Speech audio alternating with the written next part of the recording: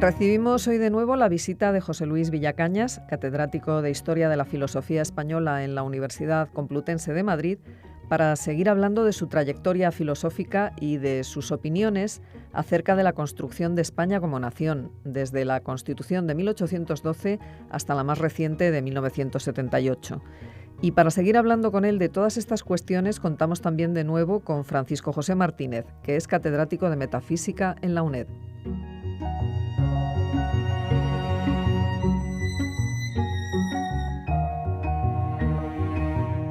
Buenos días, pues estamos de nuevo aquí en nuestro programa con el profesor José Luis Villacañas, catedrático de Historia de la Filosofía Española en la Complutense, al cual dedicamos el programa anterior centrándonos fundamentalmente en la filosofía. Esta vez vamos a centrarnos más en la reflexión sobre la filosofía de la historia y la historia española. Él ha dedicado también mucho tiempo a hablar de la constitución de los reinos hispánicos, el problema de la monarquía hispánica, el problema del imperio en Carlos V, en Jaume el Conquistador.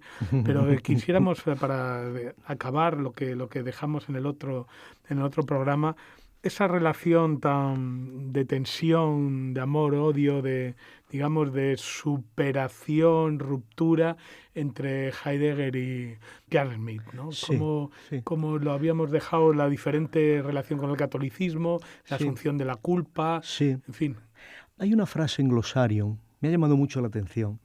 El Glosarium es un texto terrible, es un texto lleno de resentimiento y de dolor, un texto que enlaza directamente con Escativitates Salus, que es el texto de su diario de cárcel, ¿no? De Carl Schmitt, ¿no?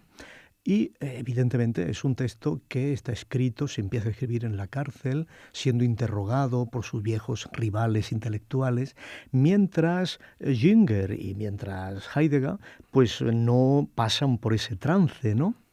Y en esa entrada de su diario, Schmitt dice: Heidegger ha construido una operación intelectual extraordinariamente importante, pero que si la miras bien, al final se reduce a haber puesto en un magnífico idioma alemán arcaico todas las categorías centrales del pensamiento de Max Weber.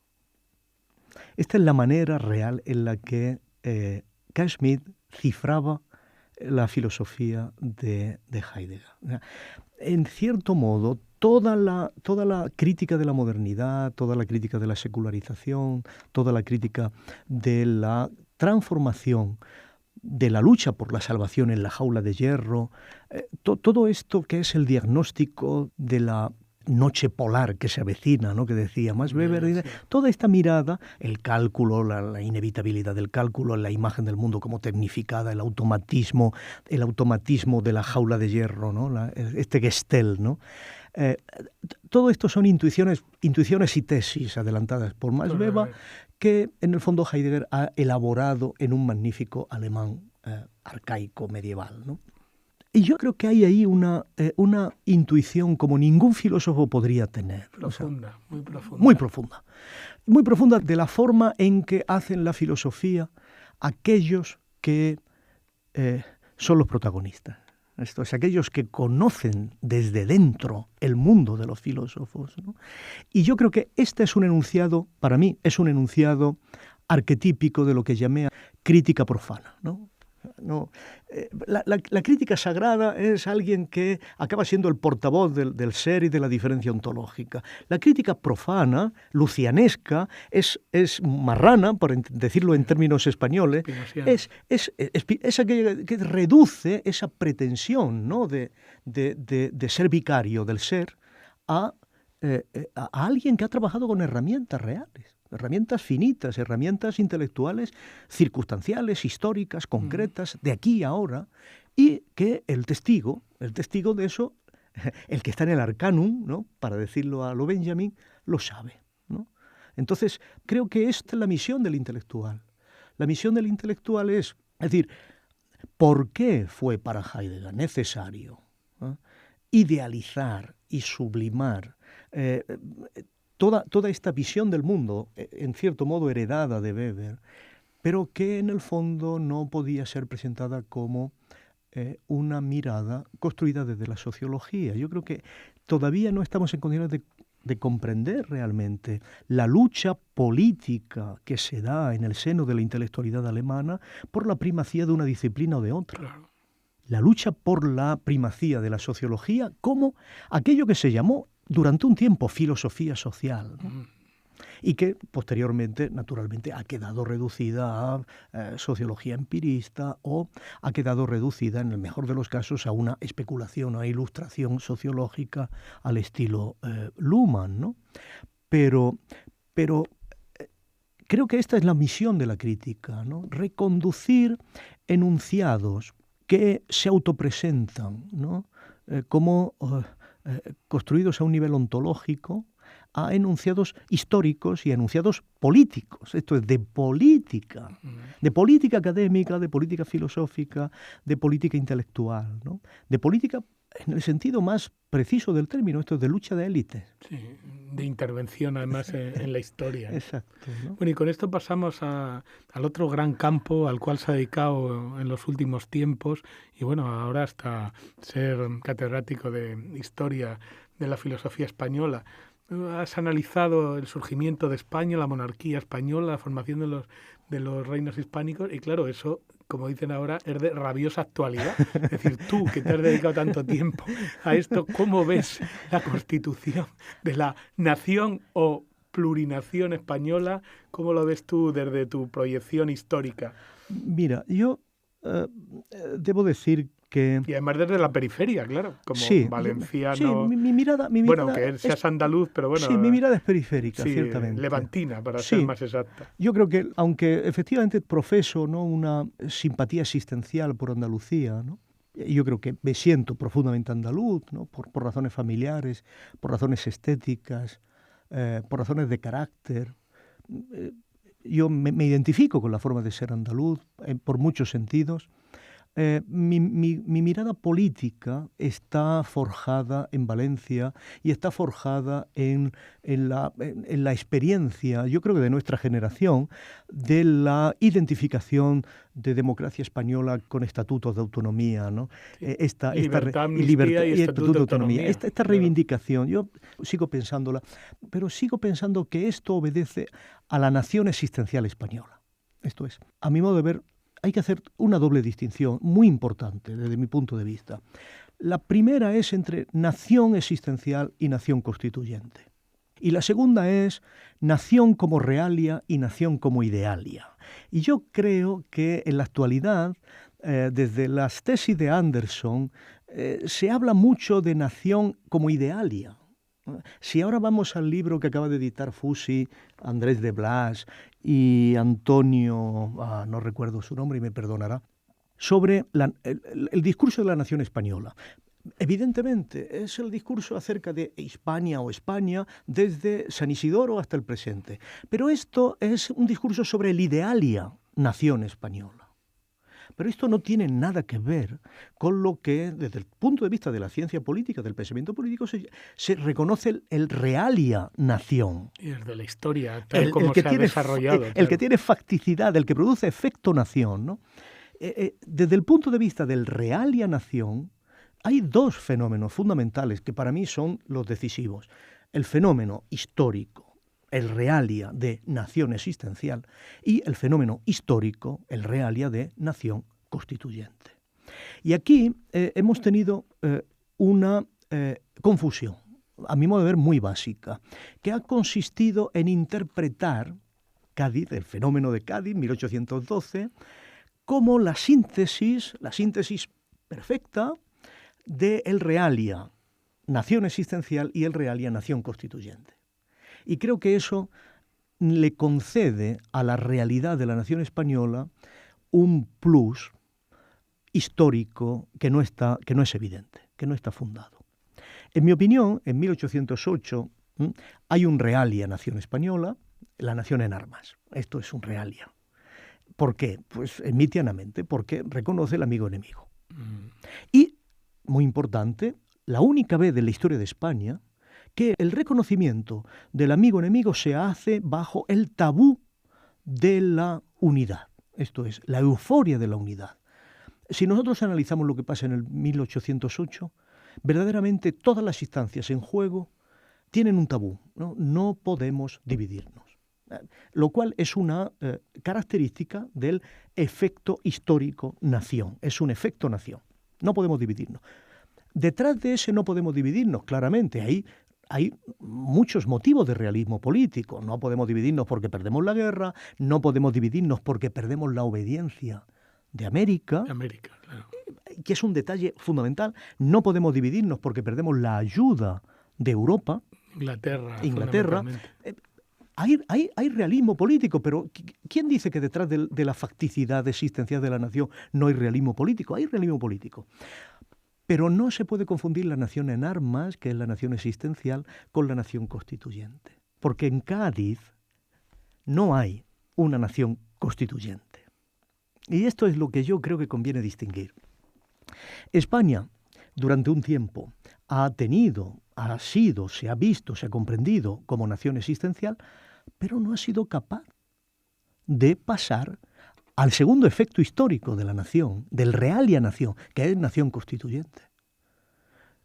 Si miramos Cádiz, nos damos cuenta cómo fue un proceso tan terrible de cesión por parte de las instancias centrales, juntas de regencia, consejos de Castilla, episcopado, órdenes religiosas, hasta tal punto de que en Mallorca una reunión de obispos, también bajo protección británica, impugnaron todos los resultados de las Cortes de Cádiz. Esto se olvida. Y dijeron con toda claridad que lo que saliera de las Cortes de Cádiz no era aceptable por la nación. Es curioso que los obispos que estaban en Mallorca eran todos los obispos de la vieja corona de Aragón, pero esta es otra cuestión.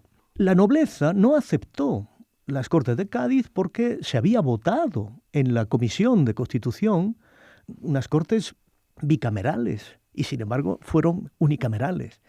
Las órdenes religiosas reclamaron presencia, no la tuvieron. El episcopado estaba dividido. Realmente, las Cortes de Cádiz no fueron realmente constituyentes. Esto es, la nación unánime que se había levantado en armas no fue la nación unánime que hizo el poder constituyente en 1812.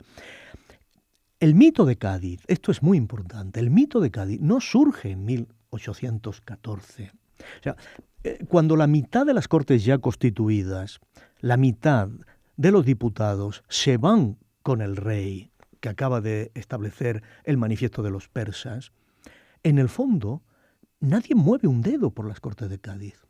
Las Cortes de Cádiz se convierten en un mito, y esto todos los espectadores de la época te lo van a decir, por la represión indiscriminada y monstruosa para los ojos de los propios contemporáneos instalados en la Santa Alianza. No estamos hablando para los liberales, estamos hablando para Prusia, estamos hablando para los que ayudan en la para los que ayudan, monstruosa y excesiva. Y esto es lo que identifica, esa represión es lo que identifica a posteriori en las Cortes de Cádiz como el mito, el horizonte de la libertad y de la Constitución. De la nación liberal. De la nación liberal. Ahí está. O sea, en realidad, las Cortes de Cádiz, la Constitución de Cádiz, es una Constitución internamente fallida. Y no refleja el poder constituyente básicamente por una cuestión, porque es una Constitución republicana sostenida por rey con el que no se ha pactado. Un rey que sigue mantenido prácticamente sin poderes dentro de la estructura constitucional y que, sin embargo, se le concede, en último extremo, la dirección política o del Ejecutivo. Y por lo tanto hay una contradicción interna porque no se puede hacer una Constitución que limite de manera tan drástica los poderes del rey y que no tenga ningún tipo de control sobre la figura política del rey. Es una contradicción ahí que es lo que determina que cuando venga el rey rompa la Constitución de manera inmediata. ¿Qué es lo que ha pasado después? Si nos fijamos, no ha habido un momento constituyente. ¿Y el 31? No ha habido un momento constituyente. Tampoco en el 31. No. ¿Por qué? Mi tesis es obviamente la siguiente. El 31 comparte toda una serie de fenómenos que son característicos de los déficits constituyentes de todo el siglo XIX. como es claramente, primero, el hecho de que nunca se haya dado el doble refrendo. O sea, nunca ha habido un momento constituyente en el que se configure un poder constituyente que una vez que ha establecido la Constitución, la devuelve al pueblo para el doble refrendo. Esto no se ha dado nunca en la historia de España, excepto en la Constitución del 78. Segundo, todas las constituciones del siglo XIX han venido, todos los candidatos a poderes constituyentes en el siglo XIX han tenido una característica, que la oposición política o ha salido al exilio o se ha abstenido de participar. Iban alternando. O se ha retirado, lo llamaban la retirada, o los han echado. La Constitución del 31 comparte con las constituciones del siglo XIX la retirada de la oposición. Es una constitución que en el fondo no tiene presencia monárquica, no tiene prácticamente presencia de la oposición política. Y se hace en unas cortes tan claramente autoconscientes de la dificultad de someter a referéndum su tarea, que no la someten. No solo no la someten, sino que ni siquiera se disuelven después de aprobar la Constitución. No solo no se someten y no se disuelven, sino que, si te acuerdas, en un momento determinado, para hacer unas votaciones elementales de Tribunal Constitucional, intentan por todos los medios no realizarlas porque el gobierno inicial de la República sabe que cualquier elección que se haga a partir de 1932-33 va a significar de forma clarísima la pérdida de apoyo popular y la pérdida de soporte político.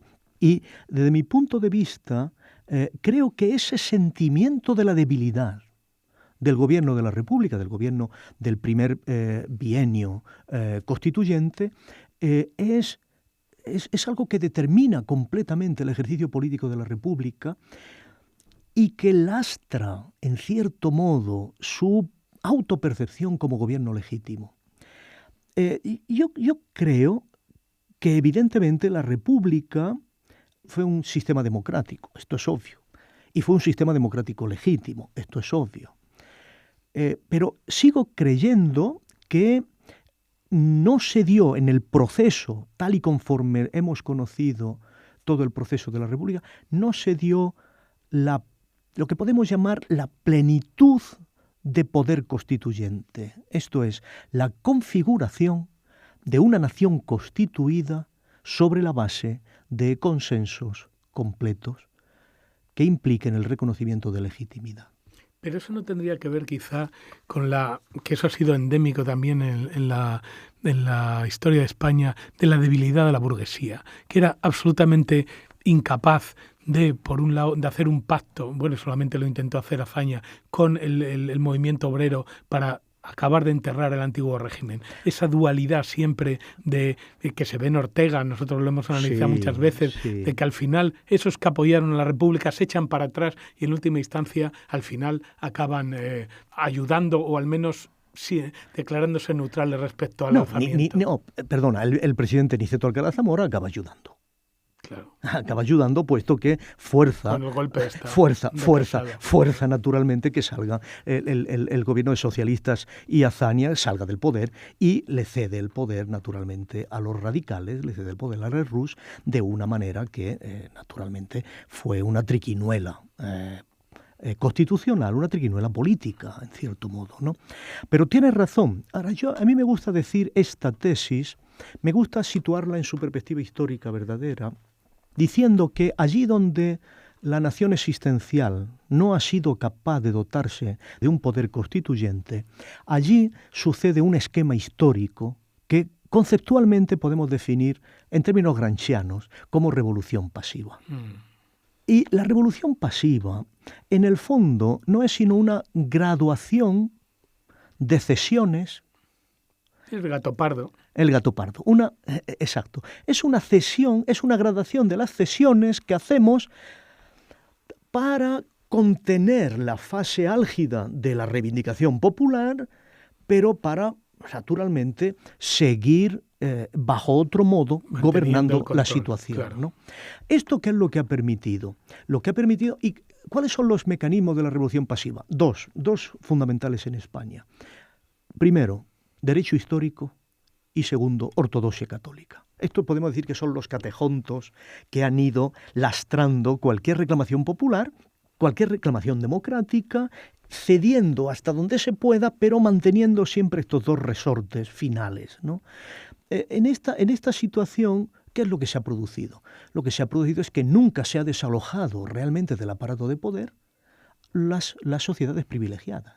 Esto es nobleza e Iglesia católica. Ni siquiera en el 78. Ni siquiera en el 78. En el 78 podemos decir que hay una nación existencial, yo creo que hay una nación existencial, que se dota de poder constituyente en la medida en que asume la necesidad de limitar la radicalización de los dualismos históricos, para entendernos, ¿no? Y asume el doble refrendo. Esto es, se hizo una asamblea constituyente con ambigüedades, con ambivalencias, lo sabemos, pero la Constitución, la del 78, es la única Constitución que ha sido votada en referéndum por el pueblo español, ¿no? Pero, sin embargo, es verdad que, bueno, y la nobleza, podemos decir que la nobleza sí ha desaparecido como sociedad privilegiada. Sí. Lo que sucede, a mi modo de ver, es que el franquismo, que en el fondo es el que ha hecho el Estado español, esto es una evidencia, el Estado español lo ha hecho el franquismo. El Estado moderno, obviamente. Lo ha hecho el franquismo, lo ha hecho con un elemento decisivo del Estado moderno, que es la economía nacional.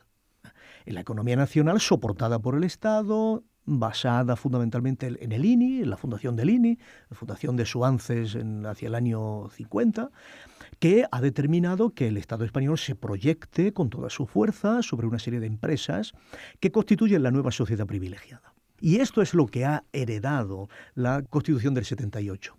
Y la Iglesia Católica. El problema de la Iglesia Católica es, obviamente, que es un mecanismo por el que ha impedido el proceso de secularización, es transformarlo en un proceso de desamortización, ¿no? que es una diferencia conceptual fundamental. Claro.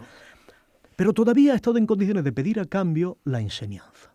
Esto lo hace en el 36 con Mendizábal y lo sigue haciendo hasta el presente. Y esto es lo que acepta Felipe González, posiblemente por la incapacidad del Estado de construir toda una serie de educación pública en su época, que en la actualidad, indudablemente, ya amenaza con devorar realmente a la escuela pública, ¿no? Y esto yo creo que es la clave de la historia. La Iglesia Católica, bajo la dirección de Rouco Valera, no ha asumido la existencia del Estado español. Yo creo que su mentalidad es tan tradicional que el Estado español para ellos sigue sin existir. Para ellos, el Estado civil es una especie de legitimidad disminuida, sí, o una legitimidad parcial, secundaria, que solamente pasa a ser verdadera legitimidad cuando recibe la autoridad, por la monarquía, la autoridad verdadera que procede en último extremo de la única que detenta la verdad, que es la Iglesia Católica. Entonces, esto que es la construcción de la monarquía en el siglo XVI, la monarquía en la época fundacional de la monarquía hispánica, sigue siendo la mentalidad fundamental de Rouco Valera, sigue siendo el trono y el altar. Pero fíjate, el trono por encima del altar. Este es el punto. El altar por encima del trono. El altar. Sí, porque el trono es por gracia de Dios, como el propio dictador. Exactamente. Claro, por la gracia de Dios. ¿No? Que la legitimidad verdadera procede de la verdad. Esto significa nunca seremos jovesianos. No, autoristas non veritas facit leges. No. La verdad hace la ley. Pero si la verdad hace la ley, el monopolio de la verdad lo tiene la Iglesia Católica. Ellos, claro. Y este es el pensamiento que está en el fondo. Ese es el pensamiento que dice: nosotros no podemos hablar de pecado para referirnos a nuestras propuestas religiosas, sino que tenemos que hablar de delitos. Esto es, no podemos hablar del pecado del aborto, tenemos que hablar del asesinato del aborto. ¿Por qué? Porque en el fondo nuestra fe, nuestra creencia, nuestra verdad está por encima de la verdad de la autoridad civil, que no será legítima hasta que no interiorice en su ley nuestra verdad. Esta es la cuestión, ¿no? Sí. Y naturalmente esto sigue siendo un mecanismo extraordinariamente arcaico de entender la vida democrática, ¿no? Yo cito en esta cuestión un momento de esa pedagogía liberal que es el ala oeste de la Casa Blanca. No sé si han visto esa serie. ¿No? Sí. Hay un momento en que alguien va a ser padre sin casarse, ¿no? Y no se lo dice al presidente. Y no se lo dice al presidente porque el presidente es católico. Y entonces cuando se lo dice, el presidente le dice, pero ¿por qué no me lo has dicho antes? Tenía prevención de que su catolicismo... Y el presidente dice, mi catolicismo me sirve a mí. Esto, que es tan sencillo, que es el IOU, de lo que es el mundo, esto no ha entrado en la Iglesia Católica Española. Claro. Y ya para acabar, no quisiera, eso es una concesión, un recuerdo de Santes Mases. Yo quería preguntarte, como conclusión de esto y de lo que hemos hablado, de la debilidad de la burguesía y tal, el papel al cual tú le has dedicado un libro último de Ramiro de Maeztu. ¿Cómo insertas tú a Ramiro de Maeztu en esta historia de la constitución de la nación española y de la ideología española? Es muy interesante. Ramiro de Maeztu, yo creo que es el pensador de la derecha española más importante. Yo llego a él por Max Weber, curioso, ¿no? Porque él es el primer gran receptor de Max Weber en España. Pero es curioso que él acaba en manos de Carl Schmitt, no tanto del Carl Schmitt decisionista, al que los católicos no pueden ver, sino del Carl Schmitt de la diferencia entre dictadura comisaria y dictadura constituyente, soberana. Y él dice, hemos fracasado con Primo de Rivera, porque Primo de Rivera se vio como un dictador comisario, y lo que necesitamos es un dictador soberano. Esto es, lo que necesitamos es un dictador constituyente.